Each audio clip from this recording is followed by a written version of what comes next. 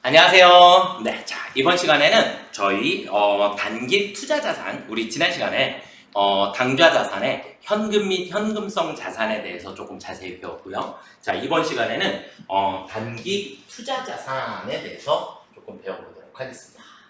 단기 투자 자산.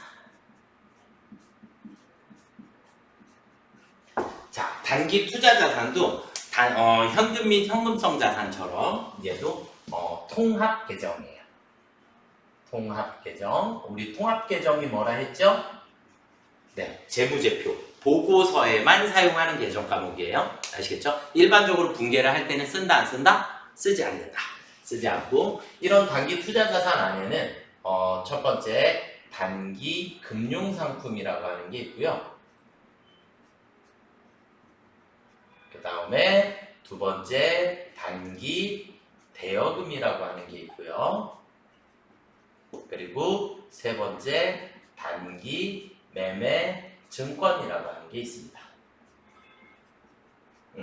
이렇게 세 가지의 계정 과목을 묶어서 분계할 때는 각각 계정 과목을 쓰시면 되겠고, 그 다음에 재무제표 작성할 때만 묶어서 단기 투자 자산이다 라고 하는 통합 계정을 사용을 하게 되고요.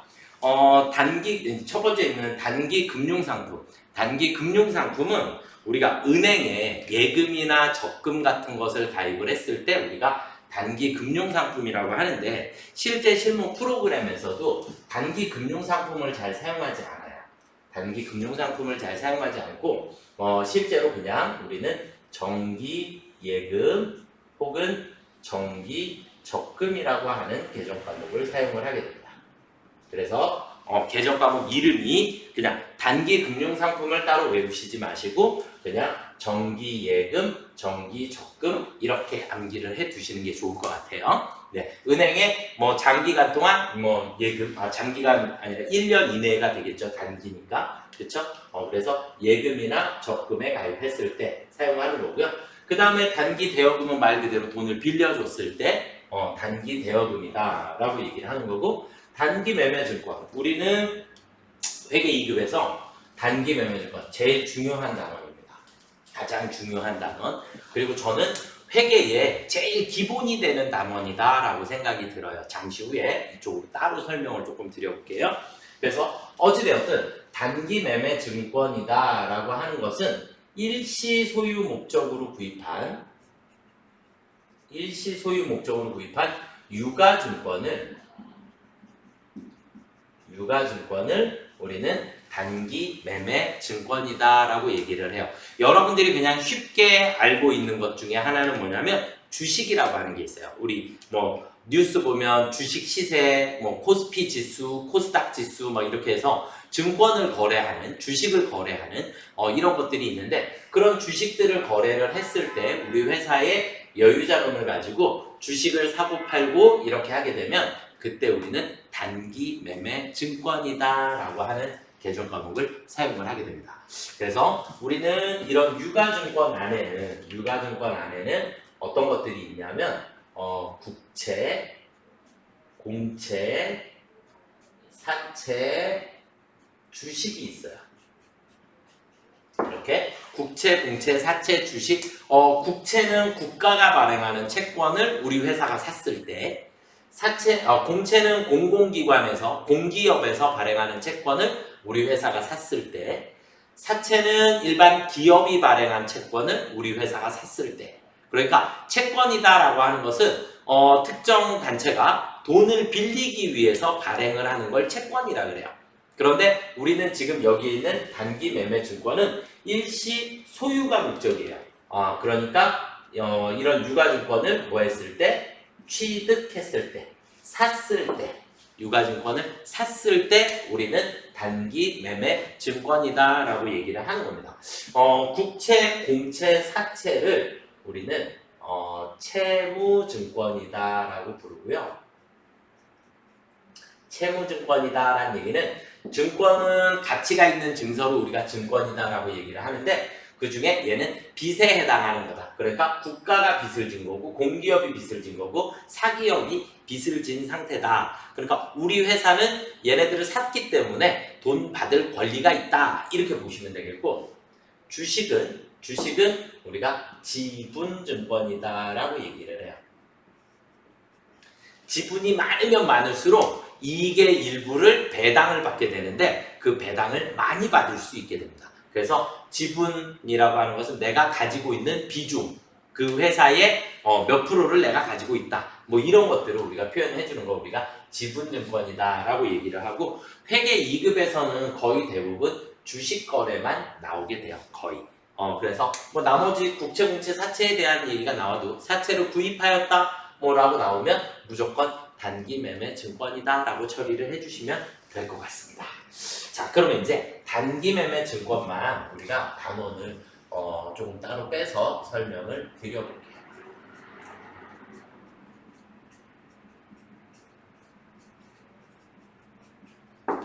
단기 매매 증권만 이제 이 단기 매매 증권을 제가 회계의 제일 뼈대가 되는 제일 중요한 단원이다라고 얘기를 하고, 모든 거래는 세 단계로 나누어져요. 몇 단계? 세 단계. 첫 번째는 취득이라는 과정이 있어야지만 우리 장부에 기록을 할 수 있어요. 그래서 취득이라는 과정이 있고, 그 다음 두 번째 과정은 보유손익이라고 하는 과정이 있어요. 보유손익, 그러니까 가지고 있다 보니까 플러스 마이너스가 생기더라. 이런 것들을 얘기하는 거고, 그 다음에 이제 세 번째 마지막은 내 장부에서 지워야 하는 처분이라는 과정이 있게 돼요. 그래서 이렇게 세 단계로 나누어진다라고 보시면 되겠고, 단기 매매 증권의 일단 첫 번째 취득이라고 하는 거, 취득은 샀다라고 하는 개념이고요. 우리가 회계를 앞으로 배우시는 동안에 이제 모든 자산 구입 시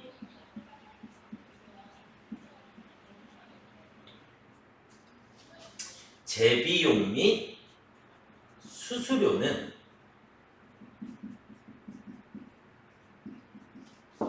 무조건 원가에 포함하도록 되어 있습니다. 무조건 모든 자산 구입 시 재비용 및 수수료는 원가에 포함합니다. 재비용이라는 말은 비용이 여러 개라는 뜻이에요. 여러 가지 비용이 생길 수 있어요. 그러니까 예를 들어서 건물을 샀다.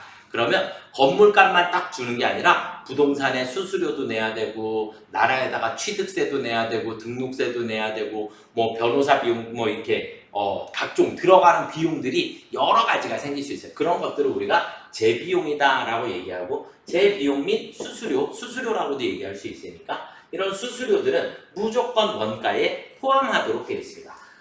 누구만 빼고 단기 매매 증권만 제외해요. 단기 매매 증권만 제외하고, 단기 매매 증권을 제외한 나머지 모든 자산은 원가에 포함시키도록 되어 있어요. 그래서 주식을 샀다, 뭐 주식을 사게 되면 증권거래세 뭐 이런 것들을 내게 돼요. 뭐 수수료 같은 것들이 생길 수도 있고 안 생길 수도 있는데, 수수료가 만약에 생겼다 그러면 그 수수료를 원래는 원가에 포함해야 하지만 단기 매매 증권만 취득을 할 때 단기 매매 증권 제가 샀으니까 단기 매매 증권이 들어오겠죠? 대변에 돈이 나가겠죠? 그쵸? 돈이 나가게 될 건데 수수료를 별도로 처리를 해주셔야 합니다. 아시겠죠? 그래서 모든 자산 구입 시 재비용 및 수수료는 원가에 포함한다. 누구만 빼고? 단기 매매 증권만 빼고. 자, 그리고 이런 단기 매매 증권은 대표적인 게 주식인데 실예로 삼성전자 같은 경우에 지금 현재 주가가 뭐 한 77,000원 정도 되는 것 같아요. 77,000원. 그런데 이 주식의 원래 가격은 얼마냐면 100원이에요. 그러니까 주식이라고 하는 것은 원래 액면이라는 금액이 있고, 액면 금액 100원짜리를 사람들은 77,000원에 거래를 하고 있는 상황이에요. 이해가 되시나요? 그러다 보니까 우리가 단기 매매 증권 하면서 반드시 머릿속에 익혀두셔야 될 거, 액면, 신경꺼.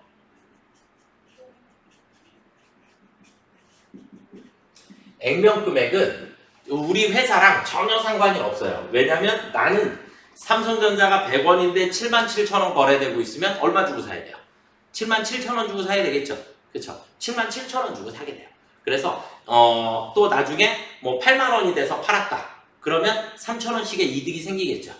이해되시나요? 그래서 액면 100원은 우리 회사랑 전혀 상관이 없더라. 그래서 액면 금액은 그냥 신경 쓰지 않고 문제를 풀어주시면 되겠고, 취득을 하게 되었습니다. 그러면 저는 차변에 단기 매매 증권이 들어오게 됩니다.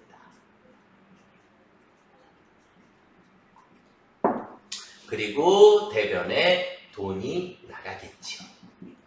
대변에 돈이 나가는데 우리 여기서 이제 중요한 게 단기 매매 증권만 뭐가 생길 수 있다? 수수료 비용이라고 하는 게 생길 수 있다.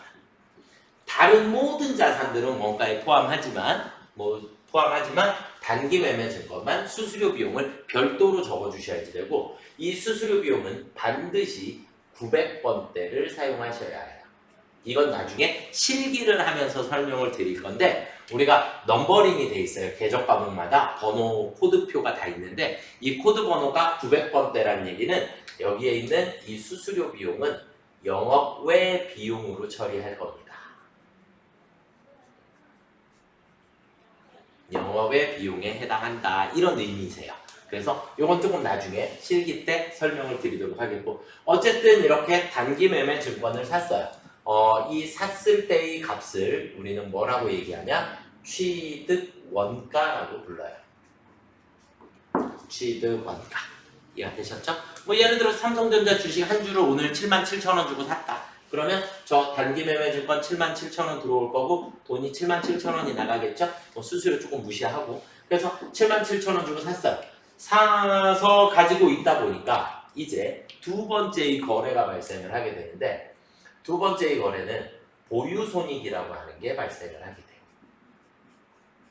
돼요. 보유손익. 보유라는 말은 뭐야? 가지고 있다. 가지고 있다 라는 표현이고, 손익, 플러스 마이너스가 생겼다. 그러니까 손실과 이익을 합쳐서 우리는 손익이다 라고 부르는 거예요. 그래서 보유손익, 가지고 있다 보니까 플러스 마이너스가 생겼는데, 이 보유손익은 첫 번째 목적에 따라서, 보유 목적에 따라서 우리는 여기서 아까 뭐를 했냐면 채무증권과 지분증권이라는 거를 했어요.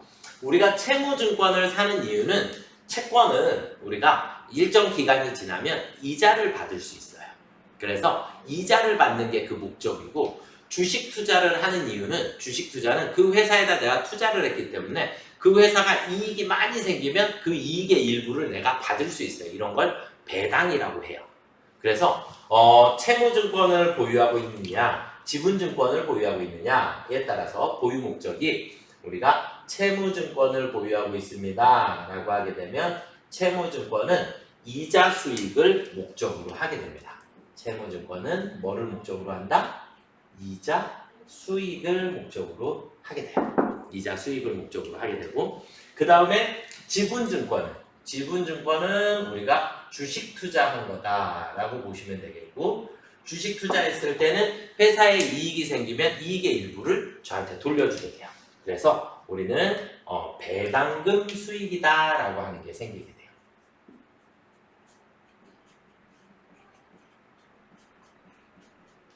이익의 일부를 나누어 주는 것을 배당이다라고 얘기를 하는 거예요. 아시겠죠? 그래서 배당금 수익이다라고 하는 게 생기게 돼요. 자, 그 다음에 또 다른 보유손익이 하나가 뭐가 있냐면, 우리는 평가라는 걸 하게 됩니다. 평가 엄청 중요해요. 이것도 엄청 중요하고, 평가는 언제 하냐? 결산일에 해요. 평가는 결산일에. 소위 말해서, 자, 우리 회계라고 하는 것은 장부 정리를 잘해서 투자자들한테 보고를 해야 하죠. 그렇죠? 투자자들한테 보고를 해야 하는데, 우리 회사가 77,000원 주고 아까 삼성전자 주식 한 주를 샀어요. 이렇게 됐단 말이에요. 그런데 결산일 날 주가가 오를 수도 있고 주가가 떨어질 수도 있겠죠. 그렇죠? 주가는 계속 매일매일 변화를 하니까. 그래서 결산일 날 평가라는 걸 하게 돼요. 그럼 평가라는 걸 하게 되면 평가 상승할 수도 있고 평가 하락할 수도 있겠죠.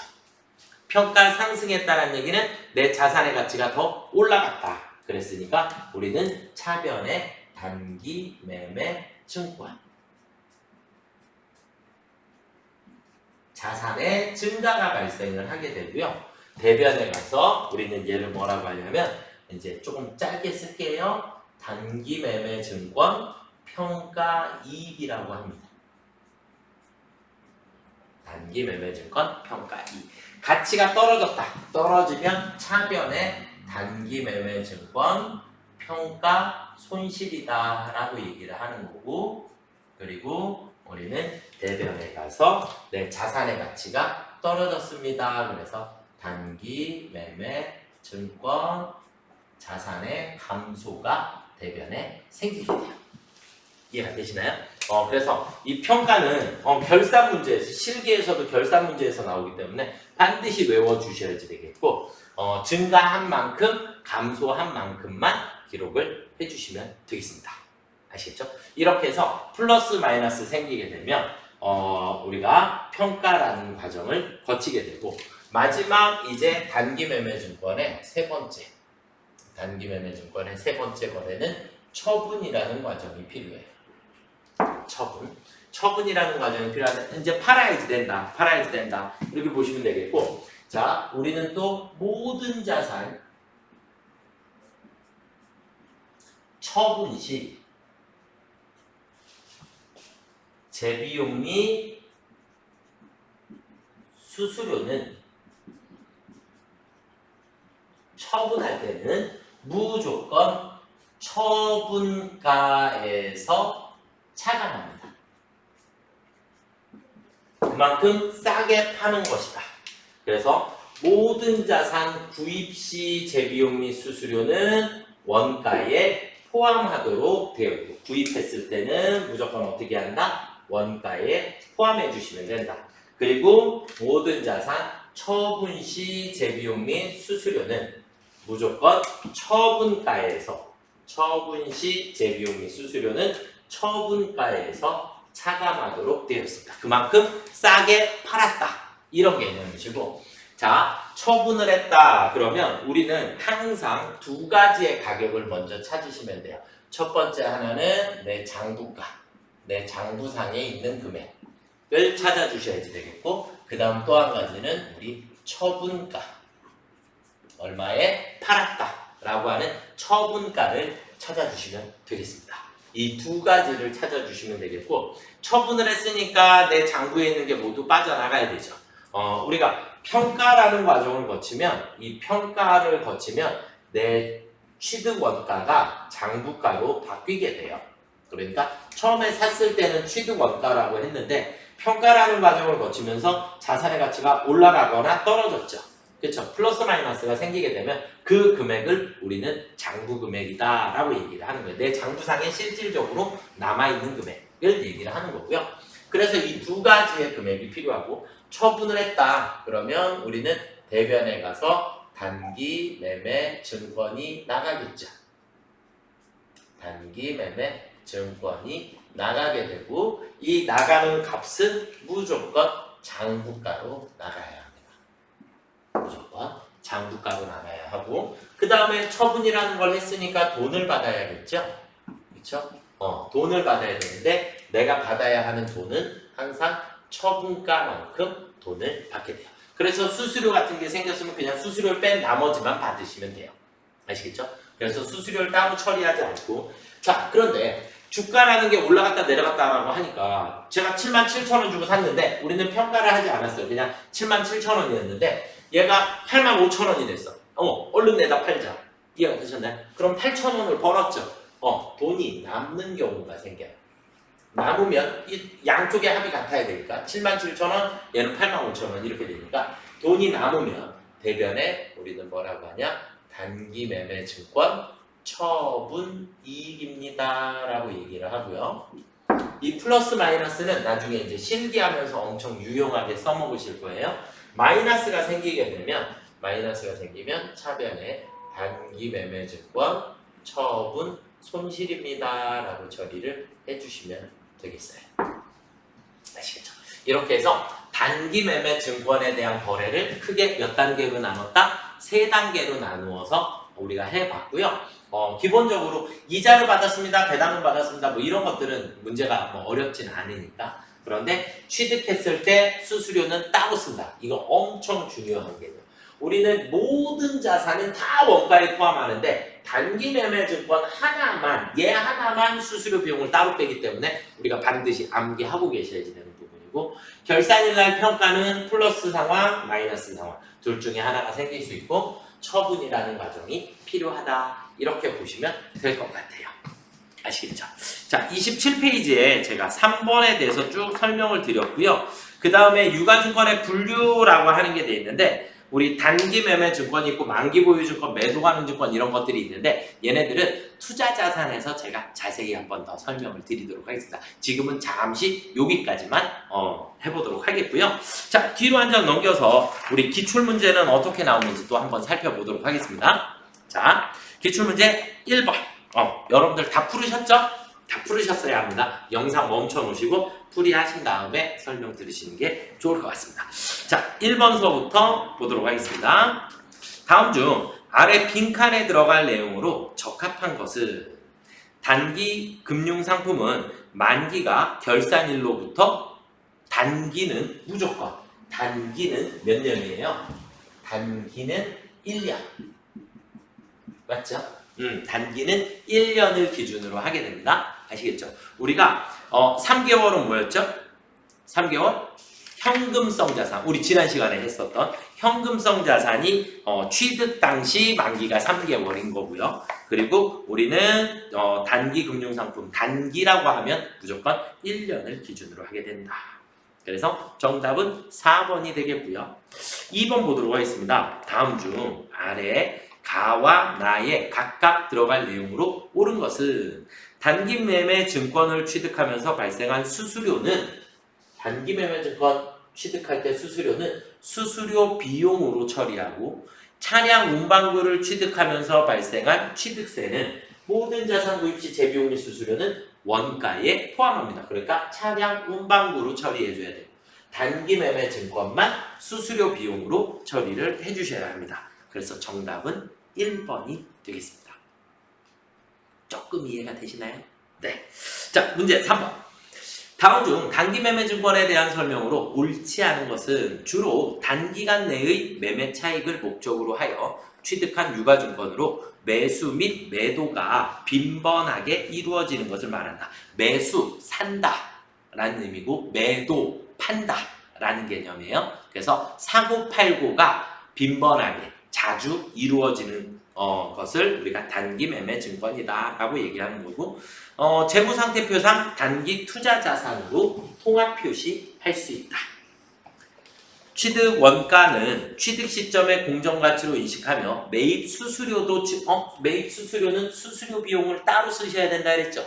그렇죠? 네, 그래서 3번이 정답이 되겠고요. 결산일 현재 보유하고 있는 단기 매매 증권은 공정가치로 평가를 하게 됩니다. 여기서 평가라는 걸 하게 되는데, 평가는 무슨 가치로 한다? 공정가치로 한다. 공정가치라는 말이 뭐냐면 우리 시가, 시장에서 거래, 이 바깥에서 남들끼리 거래하고 있는 가격, 현재의 시세를 의미하는 거고요. 공정가치로 평가를 해주셔야 하고, 단기 매매 증권의 평가 손익은 영업 외 손익으로 보고한다. 자, 무슨 얘기냐면 여기에 있는 단기 매매 증권 평가 이익은 영업 외 수익에 해당하고요. 단기 매매 증권 평가 손실은 영업 외 비용에 해당해요. 여기서도 마찬가지 단기 매매 증권 처분 손실, 손실 들어가면 무조건 영업 외 비용입니다. 그 다음에 처분 이익은 영업 외 수익에 해당하는 겁니다. 이해가 되시나요? 그래서 내 자산이 생기는 것서부터 플러스 마이너스 그 다음 처분까지를 한번 살펴봤어요. 모든 자산 개정 과목들은 이렇게 취득이라는 과정, 보유손익이라는 과정, 처분이라는 과정, 이렇게 세 가지의 상태로 나누어지게 됩니다. 이해가 좀 되셨나요? 네, 여기까지 우리 단기 투자 자산에 대해서 알아봤고요. 다음 시간에는 매출 채권에 대해서 또 학습을 해보도록 하겠습니다. 여기까지 하도록 하겠습니다. 수고들 많이 하셨습니다.